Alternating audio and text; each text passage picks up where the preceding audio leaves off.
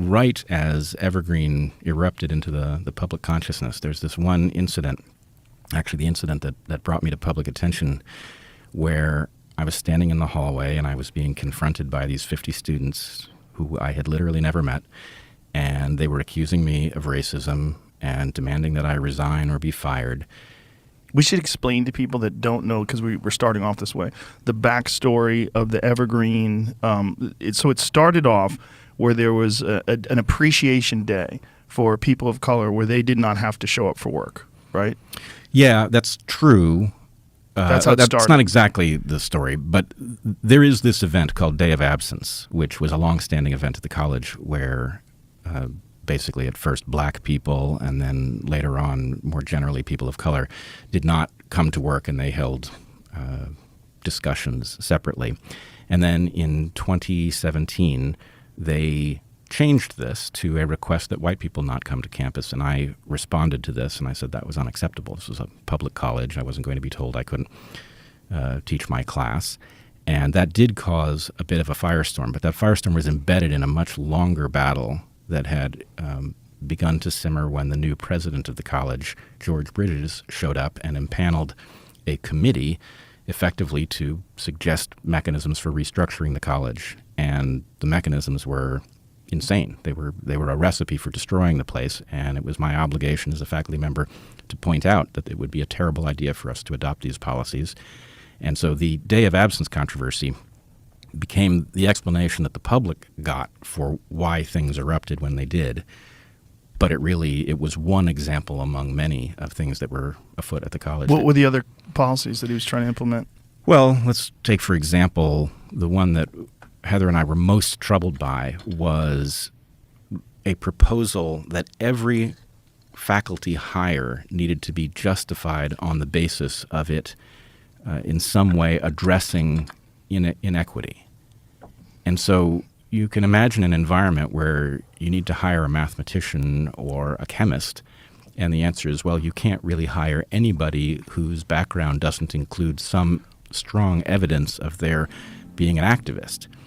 And so anyway, that would have been debilitating to the college. That was one thing. Another thing was the suggestion that the college would only be functional at the point that every single graduate was equally capable. And there is exactly one way to do that, which is to hobble all the people who are highly capable.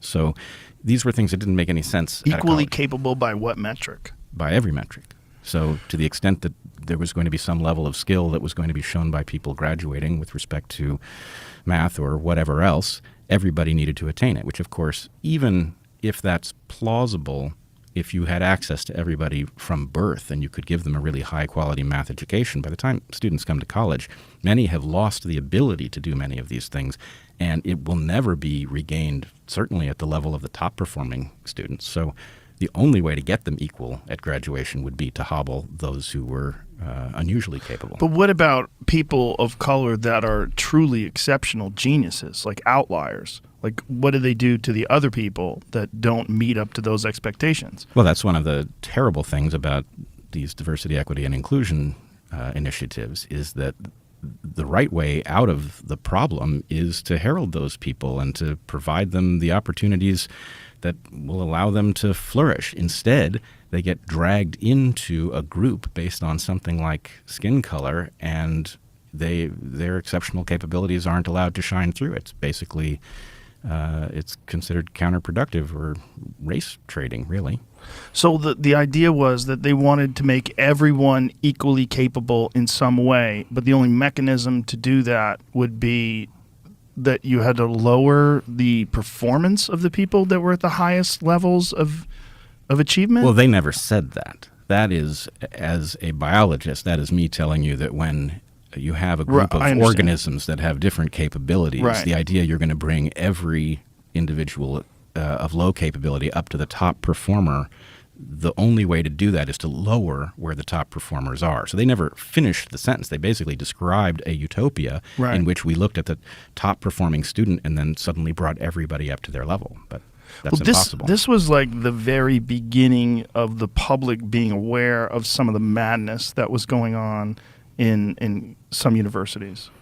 Well, I think there are a number of things that are true about it. One is the protesters at Evergreen were foolish enough to film everything they did, and they uploaded it first to Facebook and then an account called Not My Fault 1, I believe, transported it over to YouTube. And when people saw how absurd it was, it made it much harder to deny that something had gone very wrong. Now, of course, the response at that point was, well, that's Evergreen. And I, at this point now, famously said, no, Evergreen is maybe more dramatic in this way. It's earlier, but this is going to spill out into everything. It's already riddled throughout the other universities, and now that's just undeniable. Yeah, I remember the early days when this was happening, when I would do podcasts about it. And I think this is back when I was still reading comments. And one of the comments was, why would you care about what's happening in these universities? Like, this has literally no bearing on you.